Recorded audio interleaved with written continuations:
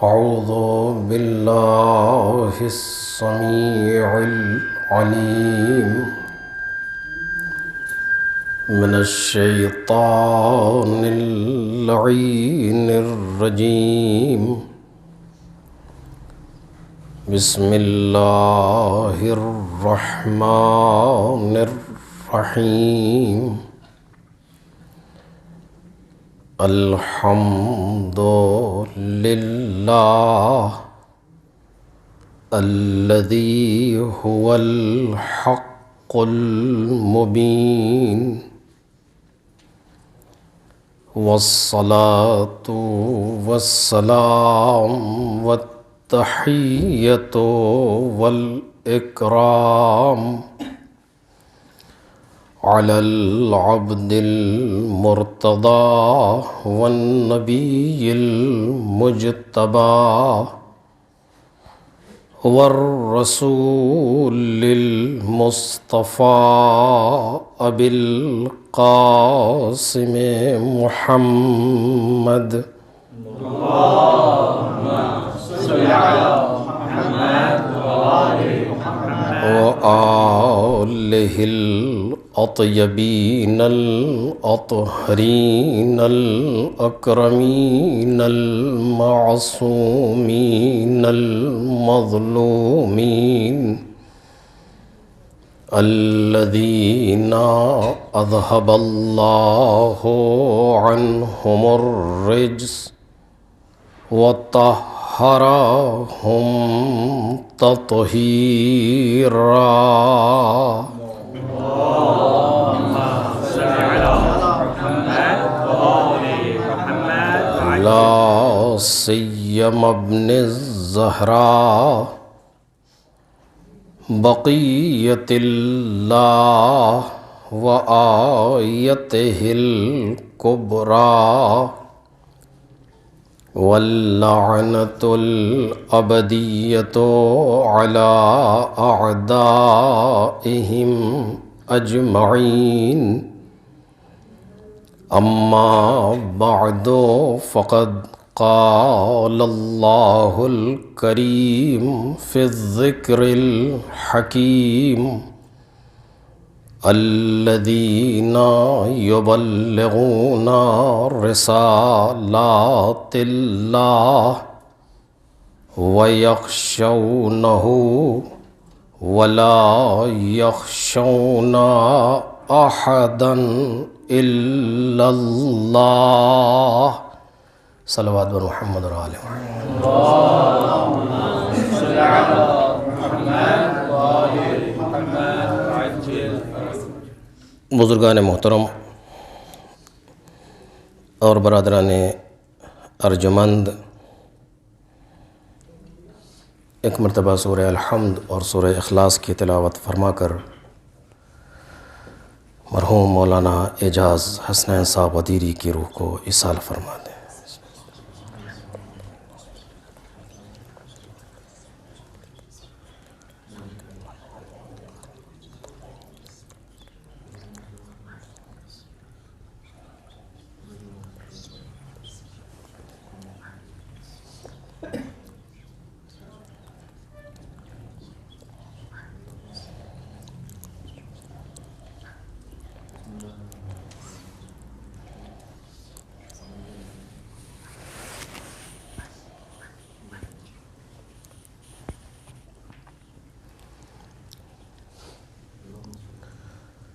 یہ سورہ احزاب کی آیت ہے.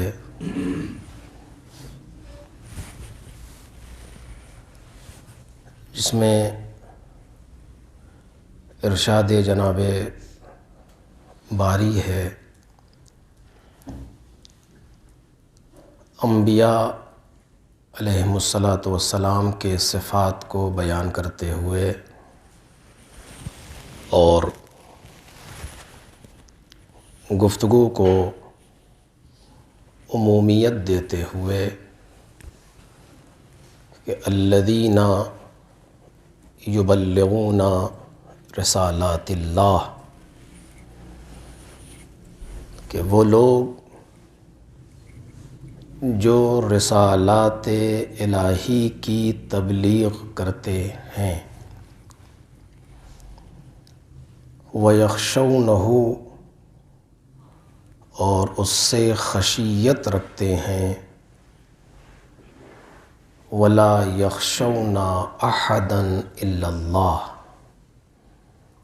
اور خدا کے علاوہ کسی اور سے خوف یا خشیت نہیں رکھتے، وَكَفَى بِاللَّهِ حَسِيبًا اور پروردگار حساب رسی کے لیے کافی ہے۔ آپ اہل نظر سے پوشیدہ نہیں ہے کہ کئی موضوعات ہیں کہ جو اس آیہ کریمہ میں بیان ہو رہے ہیں اور جن پر باقاعدہ تفصیل سے گفتگو ہوتی بھی ہے اور ہونی بھی چاہیے۔ میں انہی میں سے ایک موضوع کو مختصراً اس وقت میں، چونکہ کافی تاخیر ہو چکی ہے، جو وقت مجھے دیا گیا تھا وہ تقریباً مجلس ختم ہو گئی اس وقت کے اعتبار سے، لہذا بہرحال وقت اضافہ میں جو ہو سکتا ہے اسے آپ کے سامنے عرض کروں۔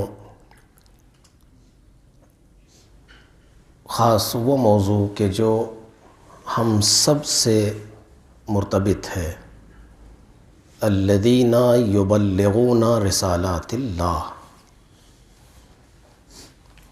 کہ وہ لوگ جو رسالات الہی کو پہنچاتے ہیں۔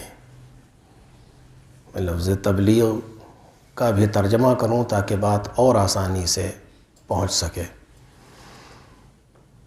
وہ لوگ جو رسالات الہی کو پہنچاتے ہیں، اور اس رسالات الہی کے پہنچانے میں دو چیزیں ہیں، یخشونہ ولا یخشون احدا الا اللہ، صرف پروردگار عالم سے خشیت رکھتے ہیں۔ آپ بہتر جانتے ہیں کہ خوف اور خشیت میں فرق ہے۔ خوف ممکن ہے کہ کسی خطرے کی بنیاد پر ہو، لیکن خشیت عظمت کی بنیاد پر ہے۔ یخشونہ پروردگار عالم کی عظمت سے خوف زدہ ہوتے ہیں، چونکہ پروردگار عالم کوئی ڈرنے کی چیز نہیں ہے۔ یہ اصل لفظ غلط ہے کہ خداوند عالم سے کوئی ڈرے کیوں اس سے؟ کتنا ہی انسان برا ہو جائے لیکن ماں باپ سے نہیں ڈرتا، اور ماں باپ کا بھی جو خالق ہے، اور ماں باپ کی محبت اور ماں باپ کی رحمت جس کی دی ہوئی ہے اور جس کا کوئی مقایسہ نہیں ہے پروردگار کی عطوفت و رحمت سے، کہاں ممکن ہے کہ پروردگار عالم کی محبت اور اس کی رحمت اور اس کی عطوفت کو مقایسہ کیا جا سکے والدین سے؟ سوال ہی نہیں۔ تو اس سے کیوں ڈریں؟ بات ڈرنے کی نہیں ہے کہ جس طریقے سے ہم دنیا میں کسی خطرے سے ڈرتے ہیں خدا سے ڈریں، نہیں، ڈرنا ہے تو اپنے گناہوں سے ڈریں۔ پروردگار عالم کوئی ڈرنے کی چیز ہی نہیں ہے۔ یہ ایک عجیب سا تصور ہے جو ہمارے یہاں موجود ہے، خدا سے ڈرنے کا مسئلہ۔ ڈرنے کا مسئلہ یہ نہیں ہے جو ہم سمجھتے ہیں۔ اب یہ خود ایک طولانی موضوع ہے جس پر اگر گفتگو کی جائے تو جیسے کئی وقت چاہیے کہ خدا سے جو اگر خوف استعمال بھی ہو رہا ہے تو وہ کس معنی میں ہے؟ خاف اللہ آپ استعمال ہوا ہے عربی میں، دعاؤں میں ہے یا حدیث میں ہے، تو وہ کس معنی میں ہے وہ خوف؟ وہاں ڈرنا اس مطلب سے نہیں ہے۔ اب یہ بہت سی بحثیں ہیں، اس میں نہیں الجھنا چاہتا ورنہ پھر بات کہیں سے کہیں چلی جائے گی۔ خوف اگر ہے بھی تو انسان کو صرف اپنے آپ سے ہونا چاہیے، اپنے گناہوں سے ہونا چاہیے، پروردگار سے نہیں۔ وہ ڈرنے کی چیز نہیں ہے۔ ہاں، اس سے اگر کوئی خوف پیدا ہوتا ہے تو وہ خشیت ہے، یعنی عظمت کی بنیاد پر خوف ہے۔ وہ اتنا عظیم ہے کہ جس کے سامنے جا کر کے انسان لرز جاتا ہے۔ کوئی خطرہ نہیں ہے اس سے، کسی طرح کا کوئی گزند اس سے پہنچنے والا نہیں ہے، کوئی نقصان پہنچنے والا نہیں ہے، وہ تو کمال محض ہے، وہ تو کمال مطلق ہے، وہ تو رحمت مطلق ہے، اس سے کون سا خطرہ ہم کو پہنچنے والا ہے، یا کون سا نقصان اور کون سا گزند ہم تک آنے والا، سوال ہی نہیں پیدا ہوتا۔ نہیں، اگر اس سے کسی انسان کے اندر خوف پیدا ہو بھی رہا ہے تو وہ عظمت کی بنیاد پر ہے کہ وہ اتنا عظیم پروردگار ہے کہ علی جیسا بندہ اس کے سامنے سجدہ کرتا ہے۔ یہ آسان مسئلہ نہیں ہے کہ پروردگار عالم، ہم چونکہ اس کی معرفت ہمارے اندر نہیں ہے، میں اپنے لیے عرض کر رہا ہوں، لہٰذا کچھ بھی گفتگو ہو جاتی ہے اور آسانی سے پروردگار کا نام آ جاتا ہے، اور نماز شروع ہوئی اور کب شروع ہوئی کب ختم ہوئی پتہ بھی نہیں چلتا، چونکہ ہمیں معرفت نہیں ہے پروردگار عالم کی۔ لیکن اگر معرفت پیدا ہو جائے تو بات کچھ اور ہوتی ہے، خطرے کی بنیاد پر نہیں، عظمت کی بنیاد پر۔ تو یخشونہ پروردگار عالم کی عظمت پیدا ہوتی ہے۔ یعنی اگر آپ اس چیز کو ملاحظہ کریں تو میں الٹ کے اگر یہ بات کہنا چاہوں تو بالکل صحیح ہوگا کہ مبلغ بننے سے پہلے خاشع بننا پڑے گا۔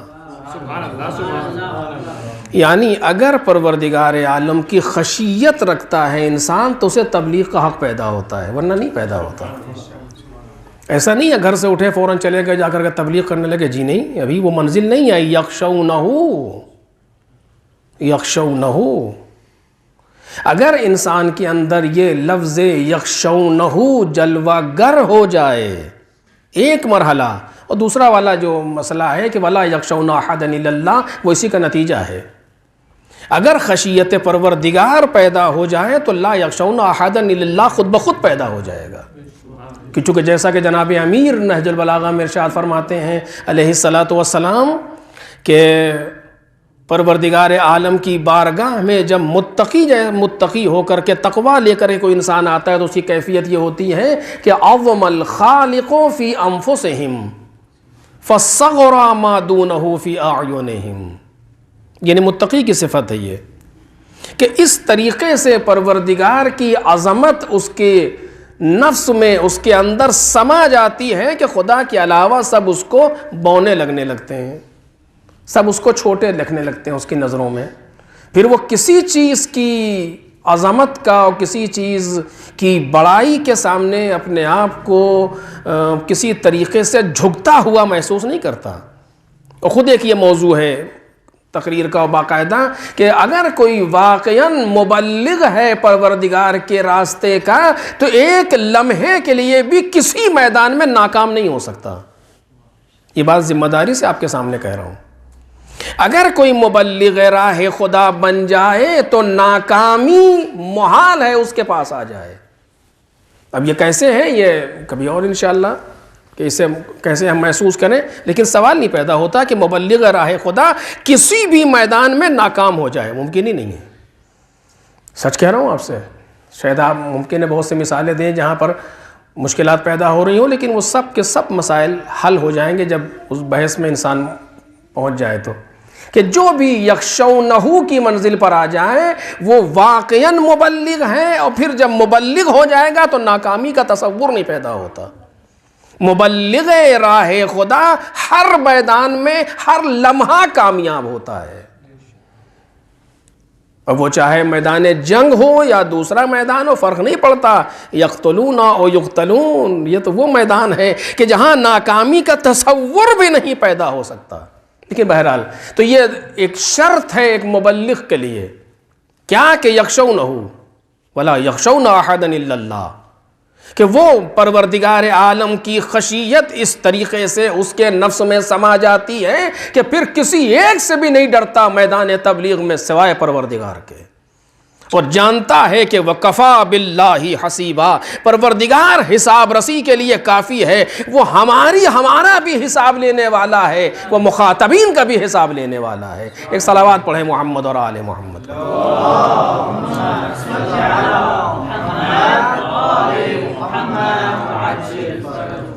ہم اس جگہ پر رک کر کے بس صرف دو تین جملے جلدی اپنے اعتبار سے عرض کرنا چاہتے ہیں کہ ہم جس سرزمین پر موجود ہیں اور آپ جس سرزمین پر موجود ہیں، یہاں کی سرزمین اس جگہ پر اور جہاں سے ہم آئے ہیں دونوں جگہوں میں فرق کیا ہے؟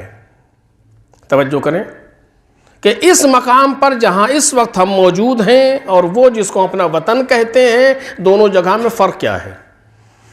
یعنی ہماری ذمہ تبلیغ کے اعتبار سے فرق کیا ہے؟ یہ مقام وہ ہے جو تحمل رسالت الہی کا مقام ہے. یہ وہ میدان ہے جو تحمل رسالات الہی کا میدان ہے، اور وہ میدان جہاں سے ہم آئے ہیں وہ جا کر کے تبلیغ رسالت الہی کا میدان ہے. وہ یہاں ہم جب موجود ہیں، ایک صلوات پڑھیں محمد اور آل محمد.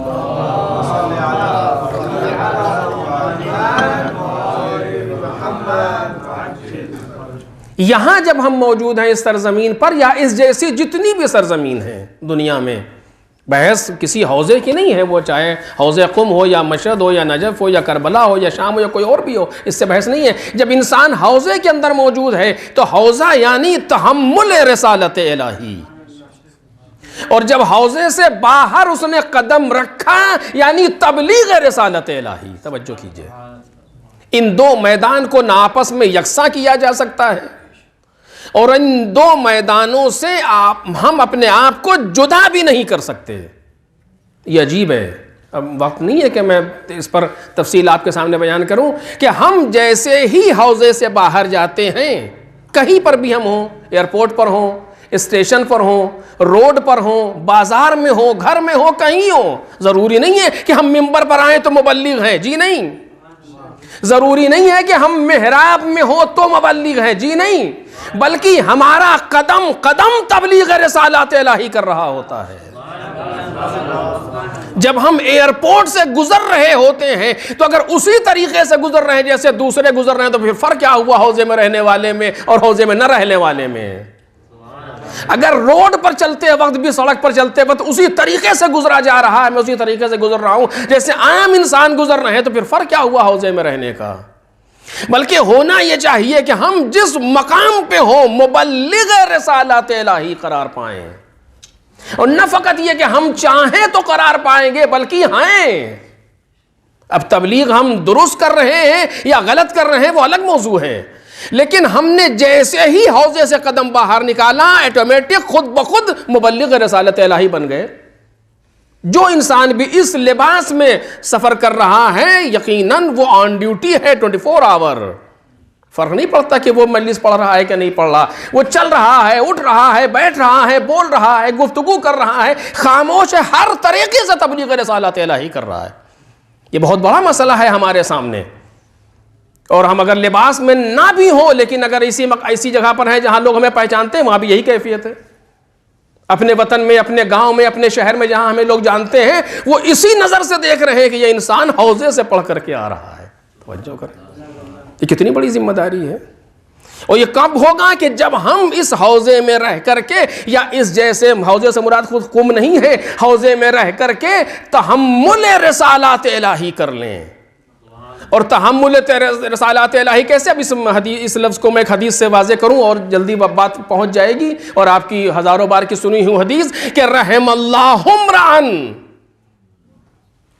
پروردگار عالم ایسے انسان پر، یا رحم اللہ عبدن، دونوں طریقے سے وارد ہوئی، رحم اللہ عبدن، خدا ایسے بندے پر رحمت نازل کرے، احیا امرنا، کہ جو ہمارے امر کو زندہ کرتا ہے.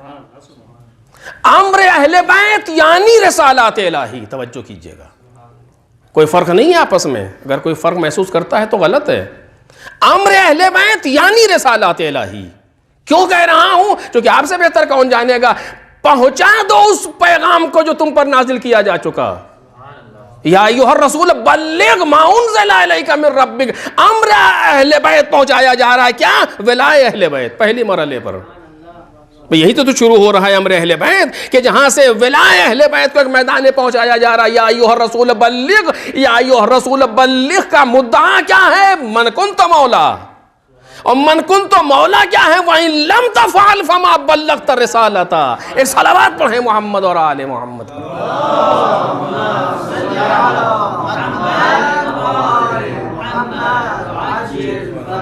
یعنی یہ رسالات پروردگار ہے. یہ من کنت مولا کوئی ایک شعار نہیں ہے، شعار بھی ہے لیکن شعار محض نہیں ہے. من کنت مولا یا علی کہہ دینا صرف ایک نعرہ نہیں ہے، جبکہ نعرہ بھی ہے لیکن نعرہ محض نہیں ہے، بلکہ یہ رسالت پروردگار ہے، کیونکہ کہا کہ وَإِن لَمْ تَفْعَلْ فَمَا بَلَّغْتَ رِسَالَتَهُ، یہ رسالت پروردگار ہے۔ حوضے میں رہ کر کے رسالت الہی کو معلوم کرنا ہے کہ من احیا امرنا، جو ہمارے امر کو زندہ کرتا ہے۔ قیل کیف یحیی امرکم، سوال کیا گیا آپ کے امر کو کیسے زندہ کرتا ہے؟ کہ یتعلم علومنا ویعلمها الناس، ہمارے علوم کو سیکھے پھر جا کے لوگوں کو سکھائے۔ توجہ کیجئے، اب جو میں نے تعبیر آپ کے سامنے پیش کی کہ حوضے میں رہ کر کے تحمل رسالات الہی ہے، تحمل رسالات الہی یعنی علوم آل محمد کو سیکھنا، علوم آل محمد کا سیکھنا تحمل رسالات الہی ہے، اور علوم آل محمد کو پہنچانا تبلیغ رسالت الہی ہے۔ ایک صلوات پڑھیں محمد اور آل محمد۔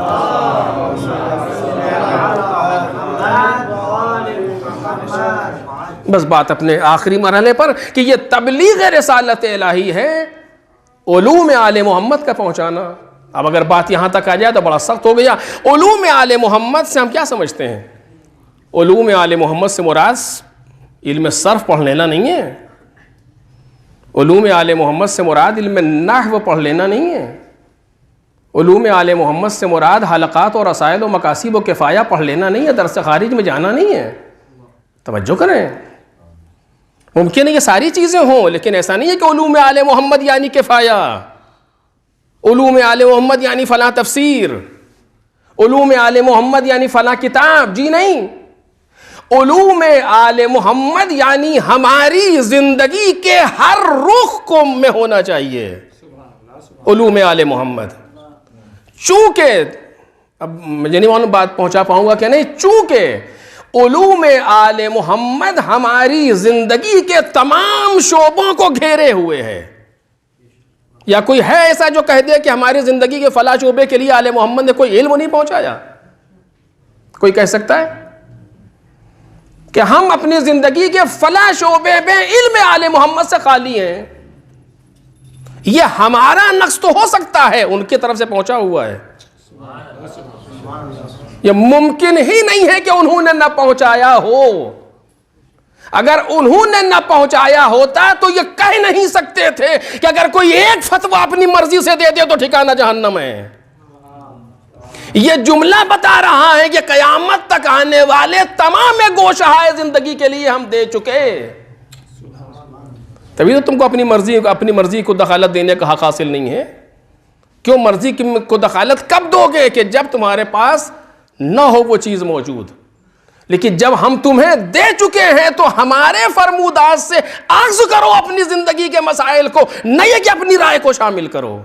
اس کے معنی یہ ہے کہ زندگی کے ہر شعبے میں وہ دے چکے، اور جب زندگی کے ہر شعبے میں وہ دے چکے تو علوم آل محمد کا مطلب یہ ہے کہ ہمیں ساری چیزوں کے بارے میں پتہ ہونا چاہیے کہ آل محمد ہم سے کیسے رفتار چاہتے ہیں، ہم چلے کیسے، ہم اٹھے کیسے، ہم بیٹھے کیسے، ہم بولے کیسے، ہمارے روابط کیسے ہوں، بھائی سے کیسے روابط ہوں، دوست سے کیسے روابط ہوں، ان سے کیسے روابط ہوں، ان سے کیسے روابط ہوں۔ یہ ساری چیزیں علوم آل محمد کا نتیجہ ہے، یہ خلاصہ ہے صرف میر اور امثلہ سے لے کر کفایہ تک کا۔ انہیں فائدہ کیا ہوا؟ ہم 20 سال سے درس خارج میں جانے کے چی مثلاً اگر ہمیں یہ نہیں معلوم ہو سکا کہ آل محمد اس میدان میں ہم سے کیا چاہتے ہیں تو ہمارے 20 سال درس خارج کا فائدہ کیا ہے؟ توجہ کریں۔ تو یہ حوضہ جہاں پر ہم اور آپ موجود ہیں، یا جو بھی اس طرح کے حوضہ علمیہ ہیں پوری کائنات میں، یہ تحمل رسالت الہی کا میدان ہے کہ انسان یہاں آ کر کے رسالات الہی کا تحمل کرے، لے اس کو اپنے اندر۔ اور آپ یہ تحمل کا جو لفظ استعمال کر رہا ہوں یہ مشقت کے معنی میں نہیں ہے جو اردو میں استعمال ہو رہا ہے، میں اپنی حوضے کے زمانے بول رہا ہوں آپ کے سامنے، کہ اخذ کرنا رسالات الہی کو اور پھر جا کر کے پہنچانا اسے عوام کے سامنے۔ اور اب یہاں پر میں آخری بات، اس سے پہلے بھی یہ بات پہلے کہہ چکا ہوں لیکن جو کہ موضوع میں لہذا دہرا رہا ہوں آپ کے سامنے کہ پہنچانا ہے لوگوں تک، توجہ کیجئے گا۔ آخری بات، اور یہ بات اس سے پہلے بھی عرض کر چکا ہوں، پہنچانا یعنی کیا؟ اس پر کافی کچھ ہے بیان کرنے کے لیے، لیکن صرف ایک جملے کی حد تک بیان کروں گا۔ پہنچانا یعنی کیا؟ الذین یبلغون رسالات اللہ، رسالات الہی کو پہنچاتے ہیں۔ تبلیغ یعنی پہنچانا۔ یخشونہ ویخشونہ ولا یخشون احدا الا اللہ کفی باللہ حسیبا، یا جیسے کہ جناب امام رضا سلام اللہ علیہ نے فرمایا کہ من احیا امرنا، جو بھی میں نے عرض کیا آپ کے سامنے، یعلمہ الناس، رسالات الہی کو ہم پہنچائیں کیسے؟ توجہ کیجئے گا،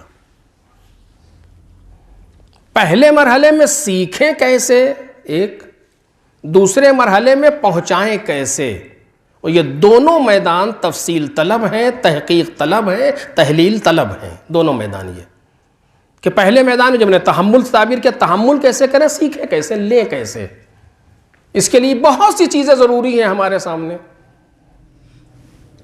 کہ انسان جب رسالات الہی کو اخذ کرنے کے لیے دیوانگی کی حد تک پہنچتا ہے تب کامیاب ہوتا ہے۔ اور صرف ایک ہی میدان میں، کسی بھی میدان میں جب تک انسان دیوانگی کی حد تک نہ پہنچ جائے تب تک کامیاب تھوڑی ہوتا ہے۔ چلتے پھرتے کوئی کامیاب نہیں ہوتا کسی میدان میں، وہ ہر وقت اسی میدان میں حشر و نشر جب ہو جائے تب وہ سمجھے کہ اب ہم کامیاب ہونا شروع ہو گئے۔ اور اب یہ اس وقت بولنے کا موقع نہیں ہے، ورنہ جس میدان میں بھی آپ جائیں گے جو لوگ کامیاب نظر آ رہے ہیں آپ کو، وہ لوگ ان میادین میں جو ہمارے اعتبار سے گمراہ میادین ہیں، وہاں پر بھی جو کامیاب ہو رہے ہیں ان کے یہاں بھی یہ چیزیں پائی جاتی ہیں۔ ورنہ 5 گمراہوں میں ایک زیادہ گمراہ کیسے، وہ اس میدان میں کیسے نام کما رہا ہے؟ اس کے معنی اس کے یہاں بھی کچھ پازیٹیوز ہونے چاہیے نا، کچھ مثبتات وہاں ہونے چاہیے جو دوسروں میں نہیں ہیں۔ ان اللہ لا یضیع اجر المحسنین۔ تو ہمارے یہاں بھی جب یہ چیز پیدا ہو جائے گی تو ہم تو کم از کم احسان کے میدان میں آگے بڑھیں گے، تو کیسے ضائع ہو جائیں گے؟ دیوانگی کی حد تک پہنچنا چاہیے انسان کو۔ ایک انسان اگر شاعر بننا چاہتا ہے تو پہلے شاعری میں دیوانہ ہو جائے۔ ایک انسان اگر خطیب بننا چاہتا ہے تو میدان خطابت میں دیوانگی کی حد تک جائے۔ ایک انسان اگر عالم بننا چاہتا ہے تو علم کے میدان میں دیوانگی کی حد تک جائے گا، تب جا کر کے کامیاب ہوتا ہے۔ کہ صبح اور شام اور یہ مولا کائنات نے کہا تقوی کے لیے کہا، متقی بننا چاہتا ہے تو دیوانگی کی حد تک جائے تقوی کے میدان میں، کہ جب لوگ انہیں دیکھتے ہیں تو کہتے ہیں قد خولتو، کچھ تھوڑا سا اول ما خلق اللہ اول استاد گردا، کہ کچھ یہاں مشکل پیدا ہو گئی ہے۔ کہتے ہیں ہاں یہ لوگ مولا کائنات نہج البلاغہ میں خطبہ صفات متقین میں کہ لوگ انہیں کہتے ہیں قد خولتو، یہ کچھ مخلوط ہے ان کا حساب کتاب۔ کہتے یقیناً خالتہم امر عظیم، انہیں ایک امر عظیم نے دیوانہ کر رکھا ہے۔ ایک صلوات پڑھیں محمد اور آل محمد۔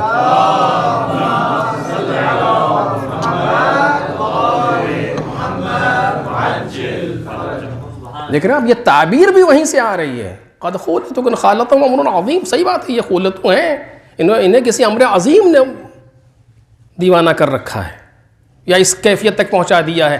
تو جس میدان میں بھی قدم رکھنا چاہتے ہیں ہم، جو بھی ہم نے اپنے لیے میدان بنایا ہے یا جس میدان میں جا رہے ہیں، کم از کم اس میدان کے ساتھ مخلص ہوں، اور اس میدان میں دیوانگی کی حد تک جب جائیں گے تب جا کر یہ کامیاب ہوں گے۔ اگر قلم اٹھا رہے ہیں تو اس قلم میں دیوانگی کی حد تک جانا چاہیے انسان کو، جس میدان میں بھی ہو۔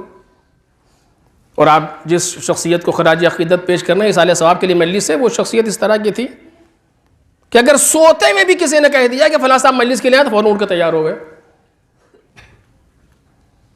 کھانے کے لیے نہیں اٹھ رہے مثلا جگایا جا رہا، لیکن اگر مجلس کے لیے کہا فوراً اٹھ گئے۔ یہ کیا چیز ہے؟ یہ اسی دیوانگی کی حد تک کی کیفیت ہے، یہ اسی دیوانگی کی حد تک کی کیفیت۔ آخر میں سفر اتنا تھا جس نے بعض لوگوں نے بیان کیا کہ ان کی بیماری کا باعث بن گیا۔ دنیا سے جانا تو ہر ایک کو ہے ہی ایک دن کسی نہ کسی وجہ سے، لیکن اگر کوئی اسی راستے سے جا رہا ہو تو کیا کہنا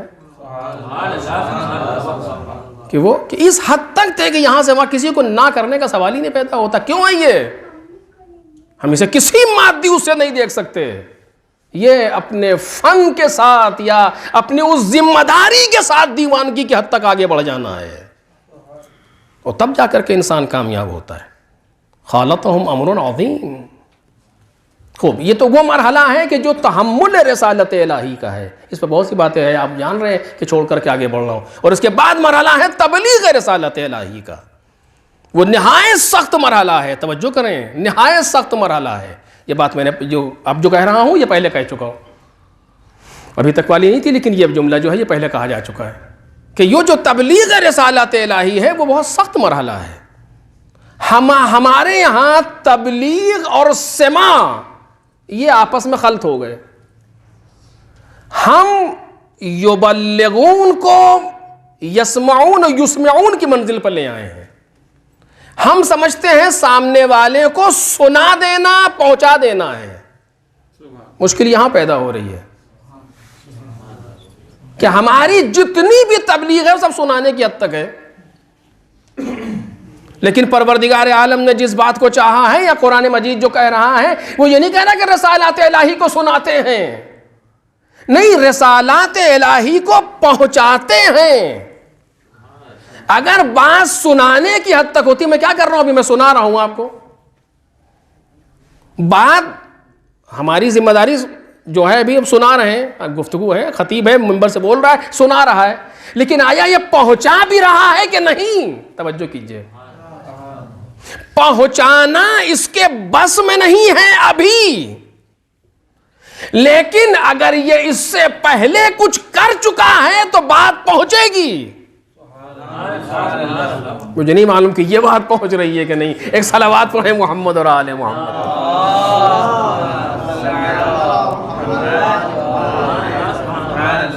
کہ اس پہنچانے کے لیے پہلے کچھ شرطیں ضروری ہیں، ورنہ تو آپ دیکھ لیجئے کہ ادھر سے سنتا ہے انسان، پروردگار عالم نے دو کان دیے، ایک سنتا دوسرے سے باہر.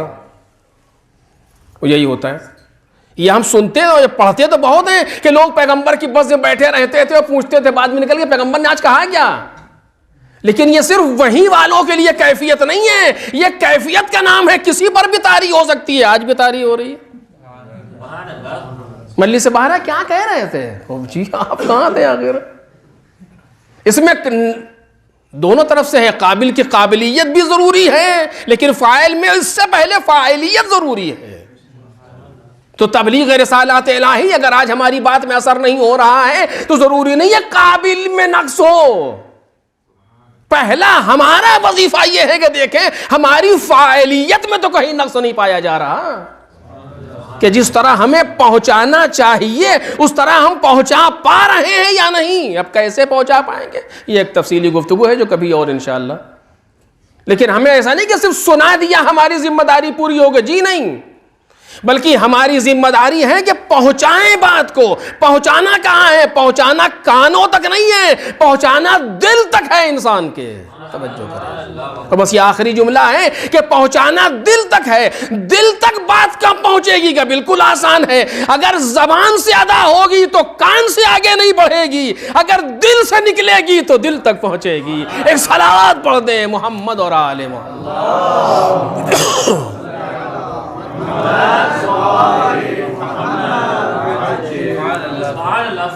الذین یبلغون رسالات اللہ، وہ لوگ جو رسالات الہی کی تبلیغ کرتے ہیں، بات کو پہنچاتے ہیں. ابھی ہر میدان میں ہے کس طریقے سے پہنچائیں، ہم کیا کریں، ہم اپنے آپ کو اس حوزے میں رہ کر کے کیسا بنائیں کہ ہماری بات پہنچے، یہ سوال ہے. ہم کسی مدرسے میں رہ کر کے اپنے آپ کو کیسا بنائیں کہ ہماری بات پہنچے. نہ صرف کہہ دینے سے کافی، بہت سے دنیا میں کہنے والے کہہ رہے ہیں، لیکن بعض ایسے لوگ ہیں کہ ایک جملہ کہتے ہیں دنیا الٹ جاتی ہے. یہ کیسے ہوتا ہے؟ بات پہنچ رہی ہے صرف.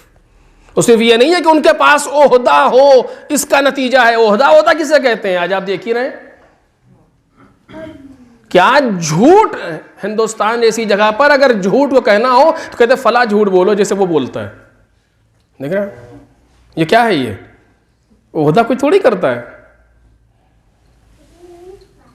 عہدے سے بھی انسان بے عزت ہو جاتا ہے. لیکن بعض اوقات ایسے لوگ ہوتے ہیں ولو وہ غیر مسلم صحیح، ولو غیر مومن صحیح، لیکن کم از کم اس طریقے سے گفتگو ہو رہی ہوتی ہے کہ دل تک پہنچتی ہے بات.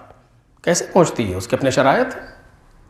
لیکن بہرحال مجھے اس سے تو گفتگو نہیں کرنا ہے، میں ہم سے اپنے دائرے میں رہ کر کے بات کرنا چاہتے ہیں کہ الذین یبلغون رسالات اللہ، کہ وہ لوگ جو رسالات الہی کی تبلیغ کرتے ہیں. انہی میں سے یہ ایک جن کے لیے ہم مجلس کر رہے ہیں ایک ایسا انسان تھا جس نے اپنی عمر کا ایک اچھا خاصا حصہ اسی میدان میں گزارا.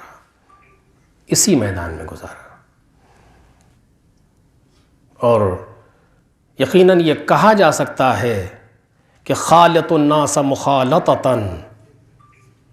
ان متم معها بکوا علیکم وان عشتم حنوا الیکم. ایک صاحب مجھ سے نقل کر رہے تھے تو انہوں نے کہا کہ اس مرتبہ جب میں ملا آخری بار تو میں نے ان کو روتا ہوا دیکھا. یعنی وہ ایسی آپ سمجھ گئے میں کیا کہہ رہا ہوں کہ جی کہ ایسا ہسمکھ انسان، ایسا مزاح کرنے والا مومنین سے انسان کہ جن کے پاس اگر روتا ہوا پہنچ جائے تو ہنسنے لگے. لیکن آخری وقت میں نے اس طریقے سے زندگی گزاری. بہرحال اس دنیا سے جانا تو سب کو ہے، لیکن انسان اس طریقے سے جائے کہ اس کا جانا بھی لوگوں کو متاثر کرے. اور یہ چیزیں اپنے بس کی نہیں ہیں، یہ چیزیں کہیں اور سے ہوتی ہیں کہ جو ہمیں سیکھنا چاہیے. بالآخر حوزہ علمیہ کے اندر بس میں بات کو تمام کر رہا ہوں. یقیناً ایک جانے والا اس دنیا سے چلا جاتا ہے لیکن بہت سے غم چھوڑ کے جاتا ہے. زوجہ موجود ہیں، دوسرے افراد موجود ہیں، 4 بچیاں موجود ہیں.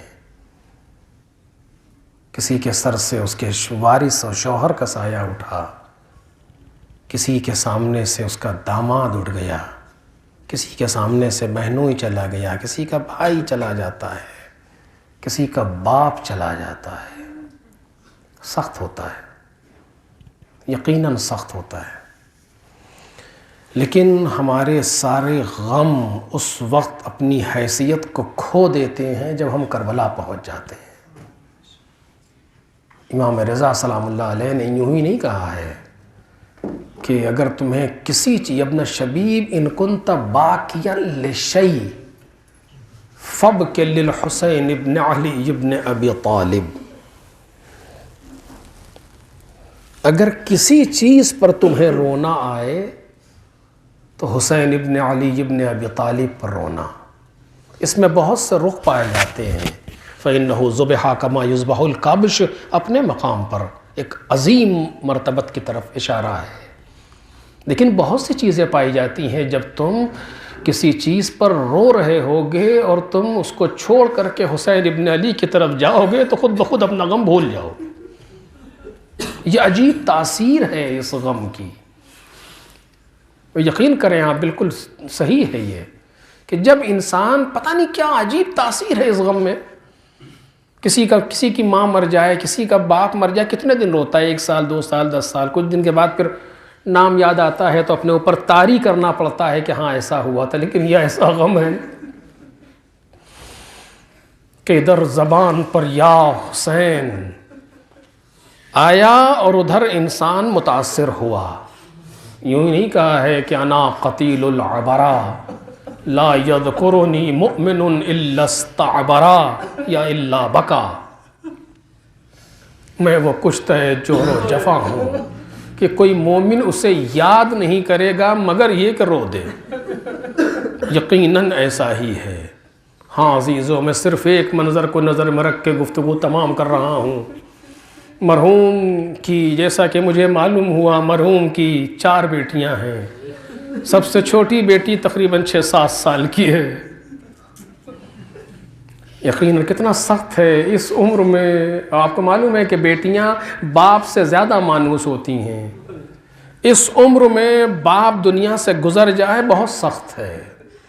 بزرگ سمجھ لیتے ہیں باتوں کو. ایک علمی گھرانے کی نواسی ہے یہ بچی. بڑے لوگ جو بزرگ ہیں اپنی باتوں کو محسوس کر لیتے ہیں، لیکن بچیاں تو صرف جذبات ہی رکھتی ہیں اس عمر میں.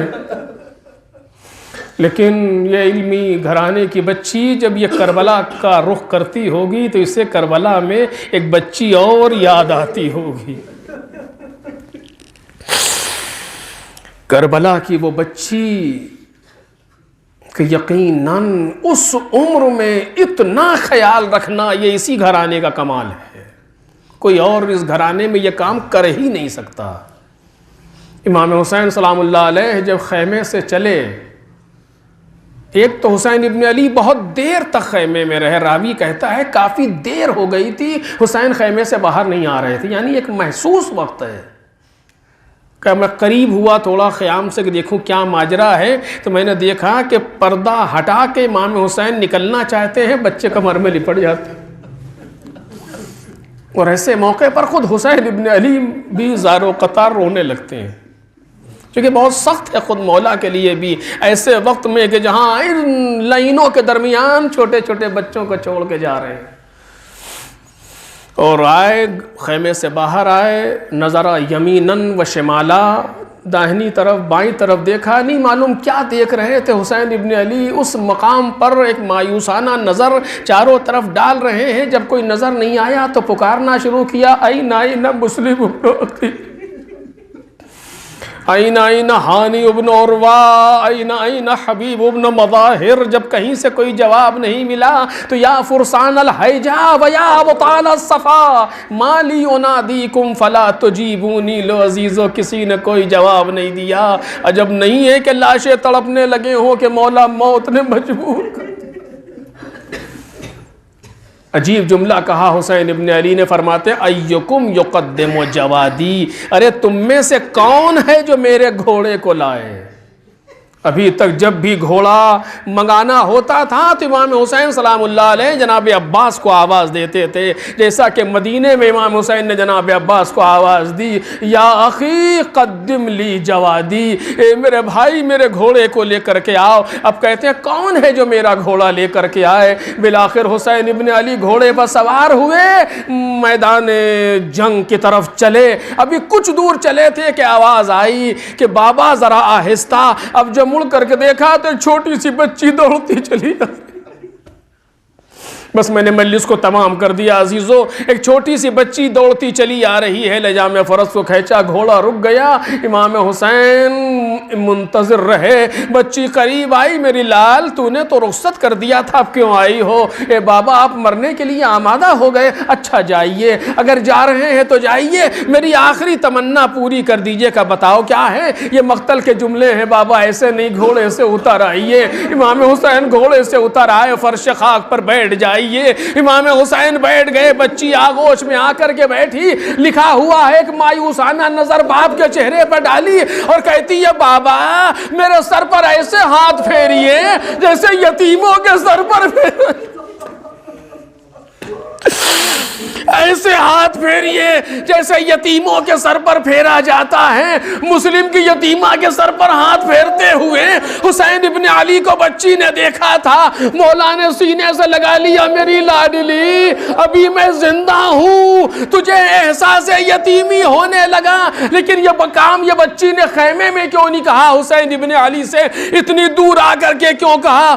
اگر کافی کہتے ہیں آل محمد کے گھرانے کی بچی ہے، اسے دستور شریعت کا پتہ ہے کہ جہاں کوئی یتیم دیکھ رہا ہو وہاں اپنے بچے کو پیار نہ کرو، اسے باپ یاد آئے گا۔ بچی جانتی تھی اگر میں خیمے میں کہتی تو میرا بابا نہیں کر سکتا تھا، کہیں مسلم کے یتیم، کہیں عباس کے یتیم، ارے اکیلے میں آئی بابا اب تو کوئی نہیں دیکھ رہا، اے بابا اب تو کوئی نہیں دیکھ رہا، اب تو سینے سے لگا لو بابا، اب تو دستے شفقت میں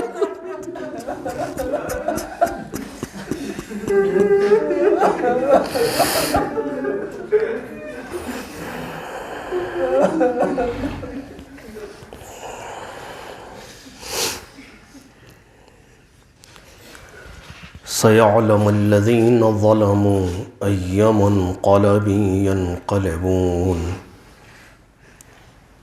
أَلَا لَعْنَةُ اللَّهِ عَلَى الْقَوْمِ الظَّالِمِينَ إِنَّا لِلَّهِ وَإِنَّا إِلَيْهِ رَاجِعُونَ إِلَٰهِي رِضًا بِقَضَائِكَ وَتَسْلِيمًا لِأَمْرِكَ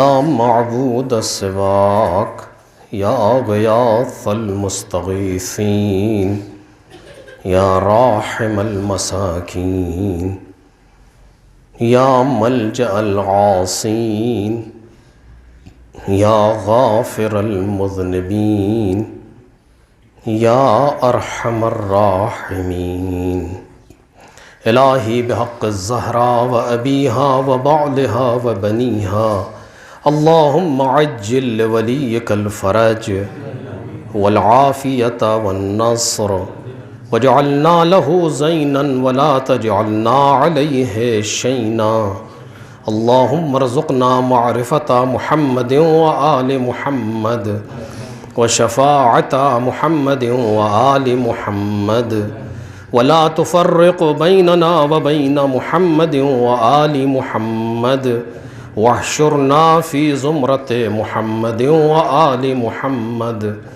اللهم اغفر لنا ذنوبنا بحق محمد وآل محمد واستر عيوبنا بحق محمد وآل محمد وارحم أمواتنا بحق محمد وآل محمد واشف مرضانا بحق محمد وآل محمد اللهم انصر الإسلام وخادمه بحق محمد وآل محمد واخذل الكفر وأهله بحق محمد وآل محمد اللهم تقبل منا هذا القليل بحق محمد وآل محمد۔